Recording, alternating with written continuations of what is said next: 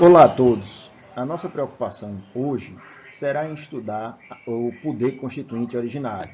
Nós temos aqui, claro, alguma preocupação específica para ir além do próprio conceito do poder constituinte originário, mas também falar das suas origens e estabelecer o seu comportamento e, em especial, como é que ele vem se manifestando dentro do direito brasileiro. O fato é que quando nós pensamos em poder constituinte originário, nós vamos estar perante uma novidade do século XVIII. Afinal de contas, a teoria do poder constituinte, que era uma teoria revolucionária naquele momento, se prende a uma mudança específica da condição de existência de um Estado, para que a gente saia do que seria uma chancela baseada numa vontade divina, para finalmente podermos passar a repetir que todo poder ele emana do povo. Isso que a gente diz hoje com absoluta tranquilidade é algo que não existia ainda quando nós estávamos antes ali do século XVIII. Afinal de contas, é com a Revolução Francesa que essa teoria passa a ser utilizada. O poder constituinte, ele, como diz Canotilho, vai se revelar sempre como algo ligado à força, à autoridade política do Estado, ou de quem estiver em condições de, numa dada situação concreta, criar, garantir ou eliminar uma Constituição. Entendida essa Constituição, claro, como a lei fundamental de toda a comunidade política. Por isso que, quando se fala no poder constituinte originário, vai se estabelecer que a titularidade desse poder constituinte estará no povo. Afinal de contas, é essa entidade abstrata que titulariza todo e qualquer poder que seja exercido no Estado, inclusive o poder de constituir, o poder de criar um determinado Estado. Por isso que quando a gente pensa a partir da teoria do poder constituinte, a gente repete, como já fizemos, que todo poder emana do povo. Esse poder constituinte originário, que a gente também pode denominar de um poder constituinte inicial, inaugural, genuíno ou de primeiro grau, é aquele poder que vai conseguir instaurar uma nova ordem jurídica. Ou seja, ele rompe por completo com a ordem jurídica precedente. Existiria uma ordem jurídica anterior que não mais seria funcional dentro de uma nova realidade social política. Assim, o objetivo fundamental do poder constituinte originário é criar um novo Estado, ou seja, dar uma nova ordem jurídica para um determinado Estado, se esse já tiver existido anteriormente. Essa ideia do poder constituinte originário permite que a gente classifique esse poder constituinte originário. Afinal de contas, se nós estamos pensando no que deve ser compreendido como algo que inaugura uma ordem jurídica, algo que faz criar um determinado Estado, esse poder constituinte originário pode ser subdividido em três categorias, a nosso ver. Um poder constituinte originário histórico, um poder constituinte originário revolucionário. Essas duas opções são as opções que a doutrina tradicionalmente aponta. E nós também entendemos a possibilidade da existência de um terceiro tipo, que é o que nós chamamos de um poder constituinte originário pactuado. A diferença entre esses poderes constituintes, ou entre o modo de exercício desse poder constituinte, seria visto da seguinte maneira. Quando eu penso no poder constituinte originário histórico, nós estamos imaginando aquele que vai fundar pela primeira vez, estruturar pela primeira vez um determinado Estado, ou seja, fazer com que ele tenha uma estabilidade necessária em termos daquelas condições de existência ou de que alguns livros chamarão de elementos essenciais do Estado. Quando, pela primeira vez, a gente tiver uma dada população que possa estar sendo considerada enquanto estabilizada num dado território e submetido a um poder do Estado, nós estaríamos pela primeira vez fundando aquele modelo político. E aí pensaríamos num poder constituinte originário histórico. Já quando a gente mantiver essas bases, ou seja, um território mais ou menos estabilizado, a ideia de uma população mais ou menos estabilizada e a necessidade de modificar a maneira do exercício do poder pelo Estado, nós estaríamos perante um poder constituinte originário a ser chamado de revolucionário. Vejam, Quando a gente fala desse poder constituinte originário revolucionário, nós não estaremos pensando única e exclusivamente numa ideia específica de revolução, ou seja, aquela revolução propriamente dita, a quebra por completa de uma ordem jurídica, de uma ordem social, de uma ordem econômica, de uma ordem política. Não, não é necessário que a gente tenha isso. A gente precisa, para considerar o poder constituinte originário revolucionário, tão somente que haja um rompimento, claro que um rompimento por completo, com a ordem jurídica anterior, instaurando uma nova ordem jurídica, ou seja, nós estaremos criando uma nova realidade de Estado.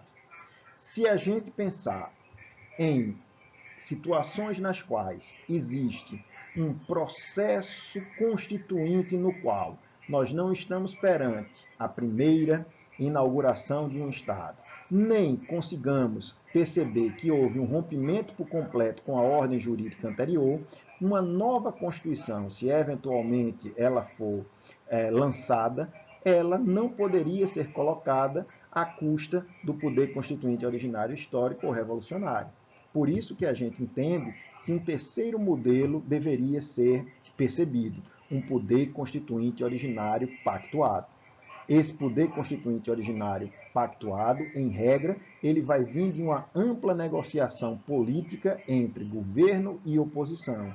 E uma das ideias é que a gente possa convocar uma Assembleia Nacional Constituinte com base nas normas constitucionais que já existiam. Ou seja, a gente não vai ter um efetivo rompimento da ordem jurídica anterior para a criação de uma nova ordem jurídica. Se isso acontecer, nós estaríamos perante a ideia de um poder constituinte originário pactuado. Quando a gente estuda, inclusive, a classificação das constituições, é muito comum se falar em uma constituição pactuada, que normalmente se coloca enquanto tendo surgido no momento histórico da Idade Média. Claro que a gente não quer apenas importar aquela ideia e dizer que ela funciona agora no século XXI, mas a gente quer ver que se naquela experiência a gente conseguiria identificar essa constituição pactuada, esse amplo pacto social, claro que se hoje em dia nós tivermos esses pactos, esses processos de negociação para a criação de uma nova Constituição, sem que haja necessidade de romper com a Constituição anterior num dado momento, nós estaríamos perante algo que resolvemos denominar de um poder constituinte originário pactuado. Vejam que quando a gente pensa no poder constituinte originário, é muito comum a gente estabelecer certas características desse poder constituinte. Ou seja, o poder constituinte originário é tradicionalmente apontado como sendo inicial. Afinal de contas, ele inaugura uma nova ordem jurídica. Quando a gente pensa que ele é inicial, a gente também diz que ele é autônomo, visto que a estruturação dessa nova Constituição será determinada de maneira autônoma, né? O nome já diz, por quem exerça o poder constituinte originário. Ou seja, o povo não vai estar limitado a nenhuma estruturação para realizar o exercício do poder constituinte originário. Por isso que, quando a gente diz que ele é inicial e ele é autônomo, normalmente se pensa que ele é um poder constituinte, portanto, que é exercido de maneira ilimitada. A verdade é que, para a categorização e a caracterização desse tipo de poder constituinte, é comum falarmos que ele é ilimitado juridicamente, ou seja, ele não teria que, a priori, respeitar os limites impostos ou postos pelo direito anterior. Se ele é inicial, autônomo e limitado juridicamente, ele também é incondicionado. Não existe uma maneira prefixada de organização das manifestações que levem ao surgimento do exercício do poder constituinte originário. Ou seja, o povo é livre quanto ao modo de manifestação. E esse poder constituinte originário, ele vai permanecer no estado de latência, ou seja, ele é permanente. Afinal de contas, ele não se esgota com a mera edição de uma nova Constituição. Não é o fato de ser feita uma nova Constituição que vai fazer com que aquele poder constituinte não possa novamente ser utilizado. Ele poderá sempre ser utilizado. Nessa condição, a gente verifica que, quando falamos em poder constituinte, nós estamos muito preocupados, quase sempre, com as formas de exercício desse poder constituinte originário. E isso vai depender sempre da história constitucional de cada um dos estados. Então, quando se fala no poder constituinte originário histórico, por exemplo, e se a gente pensar isso no modelo de um Estado constitucional, estamos sim querendo verificar quando houve a primeira ordem constitucional criada. Quando é que nós estaríamos perante um exato momento fundacional daquele Estado? Se a gente pensasse no direito brasileiro, estaríamos imaginando a Constituição de 1824 como sendo o exemplo dessa criação de um modelo de Estado constitucional novo, que pela primeira vez estaria sendo formatado pelo exercício de um poder constituinte originário histórico, verdadeiramente daqueles que habitavam o território brasileiro de então. É claro que a gente sabe que antes nós já estávamos na qualidade de Reino Unido a Portugal e a Algarve. Só que aquilo não representava o exercício de um poder constituinte originário histórico daqueles que habitavam o território brasileiro de então. Era muito mais e foi muito mais uma decisão da metrópole do que verdadeiramente uma participação dos que habitavam o Brasil de então. Por isso que com o processo de independência é que a gente vai ter pela primeira vez uma Constituição própria do que a gente vai definir como sendo o Estado brasileiro. Se a gente imagina que estamos perante um exemplo de um poder constituinte originário histórico, seria comum a gente pensar, e de certa maneira é o que a maioria da doutrina vai dizer, que todos os demais momentos de exercício do poder constituinte originário no Brasil se deram através do exercício de um poder constituinte originário revolucionário.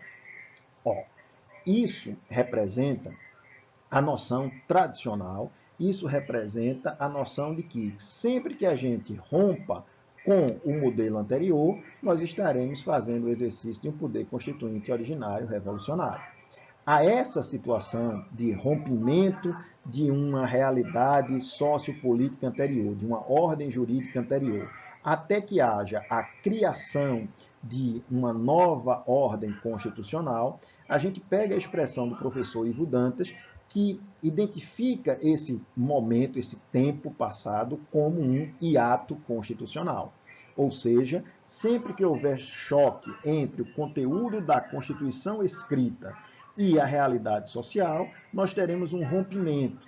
Esse rompimento torna imprestável a utilização do que era a Constituição anterior e faz necessária a criação de uma nova Constituição. Esse tempo que dura entre a quebra da Constituição anterior e a existência de uma nova Constituição é o que Ivo Dantas chama de hiato constitucional. O hiato constitucional, portanto, ele deve ser compreendido sempre que existir o exercício de um poder constituinte originário. Tanto o revolucionário quanto o pactuado podem, nessa medida, serem considerados enquanto exemplos. Vejam bem como aconteceria isso, ou como aconteceu isso, se nós pensássemos na lógica do direito constitucional brasileiro. Quando a gente pensa no direito constitucional brasileiro e na, precisamente, história constitucional brasileira, nós estaremos imaginando que, depois da Constituição de 1824, que já foi denominada de a Constituição oriunda do exercício do poder constituinte originário histórico, nós teremos diversas outras constituições, cada uma pertencente a um processo constituinte próprio. Se a gente pensa na Constituição seguinte à Constituição de 1824, ou seja, a Constituição de 1891, nós estaremos tendo um marco histórico que representa a quebra da ordem jurídica anterior, quando esse hiato constitucional se apresenta. Ou seja, com a proclamação da República, nós estabelecemos o início de um momento no qual nós não teremos uma Constituição definitiva. Se você pensa no que vai ser, ou no que foi, a ordem jurídica brasileira entre 1889, proclamação da República, e 1891, a primeira Constituição republicana, esse ato constitucional foi preenchido por um decreto que estabeleceu um governo provisório. Foi o decreto número 1, de 15 de novembro de 1889, que estabeleceu o governo provisório de Deodoro da Fonseca e também colocou algumas questões ligadas a como se daria a transição de um modelo constitucional anterior, de 1824, para o futuro modelo constitucional. Nesse hiato constitucional, a gente vai perceber a existência de uma Constituição provisória. A Constituição de 1891, todos nós sabemos, ela vai funcionar com todas as dificuldades claras daquele período histórico, até a Revolução de 30, quando a gente tem novamente a quebra da ordem jurídica. Com a Revolução de 30, nós teremos novamente a necessidade de preenchermos um hiato constitucional. O preenchimento desse ato constitucional se dá com o decreto 19.398 de 1930, no qual é estabelecido o governo provisório de Getúlio Vargas. Junto com esse estabelecimento de um governo provisório, também são colocadas as bases para essa transição entre uma realidade anterior, ou seja, aquela realidade que nós tínhamos com a Constituição de 1891, para o que vai ser a transição até a nova Constituição. Vejam que a nova Constituição só ocorrerá em 1934, ou seja, nesse período de 30 a 34, o hiato constitucional é igualmente preenchido por uma Constituição provisória, que é o tal Decreto 19.398 de 1930. Quando a gente pensa na Constituição seguinte, a de 34, ou seja, na Constituição 37, nós vamos perceber que o hiato constitucional ele é muito curto, porque no mesmo momento em que Vargas declara o Estado Novo, basicamente no mesmo dia em que isso acontece, nós estaremos também vendo a instauração de uma nova ordem jurídica com a imposição da Constituição de 1937. A Constituição 37, aquela que ficou famosa como sendo a Constituição Polaca, tem um hiato constitucional verdadeiramente curto entre o pronunciamento do presidente da República e a edição do novo texto constitucional. A era Vargas, portanto, agora através do modelo do Estado Novo, ele deve ser compreendido como algo que diferencia-se das realidades constitucionais até então. Afinal de contas, nós passamos a estar perante uma experiência que é uma experiência autoritária. Essa experiência autoritária que a gente encontra com a Constituição 37 vai durar até a deposição de Vargas. A deposição de Vargas vai se dar em 45, se a memória não me trai. E aí nós passaremos a ter um hiato constitucional. Esse hiato constitucional vai do final de 45 até o início de 46, quando a gente vai ter, nesse período, um governo que é um governo provisório, que será liderado pelo presidente do Supremo Tribunal Federal, o ministro José Linhares. A Constituição de 46, portanto, ela inaugura um novo momento derivado de uma via democrática em termos de processo constituinte. E vai durar até que haja um novo rompimento dessa ordem jurídica. Isso ocorre com o movimento militar de 1964. E com o momento do movimento militar, a ordem jurídica anterior ela já não mais atende às necessidades históricas do momento. Isso, inclusive, leva à edição de uma série de atos institucionais, até que a nova Constituição seja feita. Esses atos institucionais, eles vão funcionar como um modelo de uma legislação ou, para alguns, de uma Constituição provisória. São os atos institucionais número 1, 2, 3 e 4, que vão perdurar até que haja a Constituição de 1967, outorgada naquele momento histórico. A Constituição de 67, ela vai também durar pouco tempo, e nós veremos um novo hiato constitucional. O novo hiato constitucional será derivado do rompimento da Constituição de 67 com a edição do ato institucional número 5. o ato institucional número 5 do final de 1968, quebra a ordem jurídica anterior, fazendo com que seja necessário o surgimento de uma nova ordem jurídica.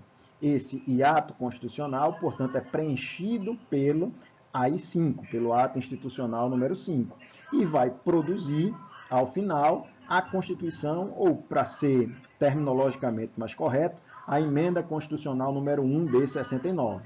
A emenda constitucional número 1 de 69 é uma verdadeira Constituição, porque modifica, inclusive, estruturas governamentais e ela mesmo se declara como sendo uma emenda que vem dar nova redação a toda a Constituição de 67. Se isso acontece, é porque nós estamos perante a quebra da ordem jurídica e a inauguração de uma nova ordem jurídica. Percebam que em todas essas situações nós estamos perante o exercício de um poder constituinte originário revolucionário. No entanto, quando a gente pensa no processo constituinte que leva à Constituição de 1988, nós não conseguiremos perceber a quebra da ordem jurídica anterior, da ordem jurídica da Constituição de 67 / a emenda constitucional número 1 de 69. Nós assistiremos, depois de um período de recrudescimento do movimento militar, gerando um modelo ditatorial, autoritário, até o que vai ser uma abertura lenta, gradual e contínua que nós vamos experimentar a partir do final da década de 70.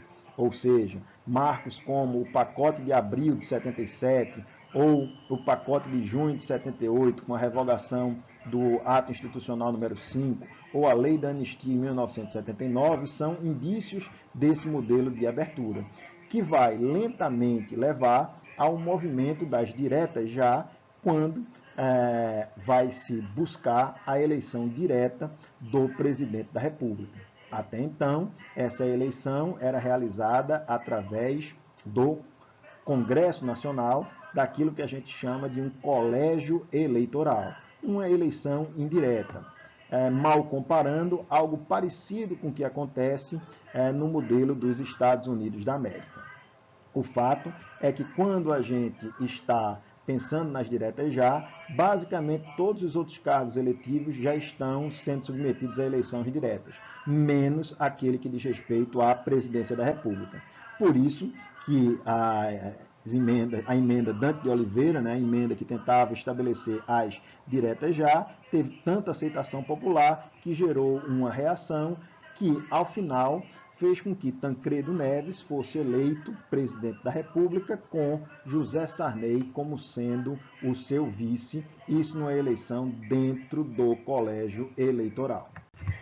A história, todos nós sabemos, Tancredo Neves não consegue assumir o posto de presidente da República, visto que na véspera da posse sente-se mal, é operado às pressas e, dentro de um contexto de um acordo que é realizado, e também por uma série de coincidências históricas, foi substituído na posse por José Sarney. Então, naquele momento, José Sarney toma posse como presidente da República no lugar de Tancredo Neves, que estava hospitalizado.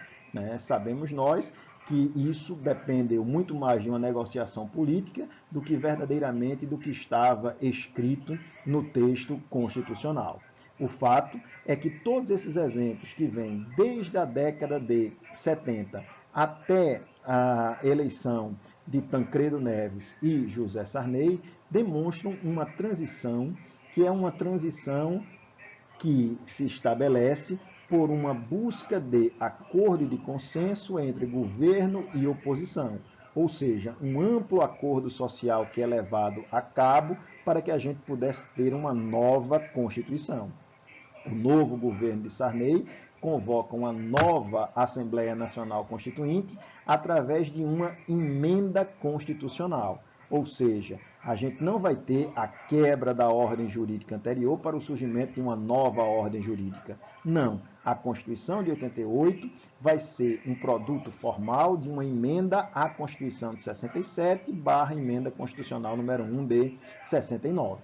Essa transição entre o modelo de 67 e o modelo de 88 é feito para gerar o mínimo choque possível entre as ordens jurídicas. Logo, quando a gente olha essa transição, nós vamos inclusive perceber que algumas normas da Constituição de 67 permanecerão válidas mesmo depois da Constituição de 88 ter sido promulgada. É isso que a gente vai ver durante 5 meses em relação ao sistema tributário nacional. Essa norma é uma norma que busca estabelecer essa transição para que a gente não tenha a percepção de uma quebra da ordem jurídica anterior. É por essa razão que a gente coloca a Constituição de 1988 como exemplo do exercício de um poder constituinte originário atuado.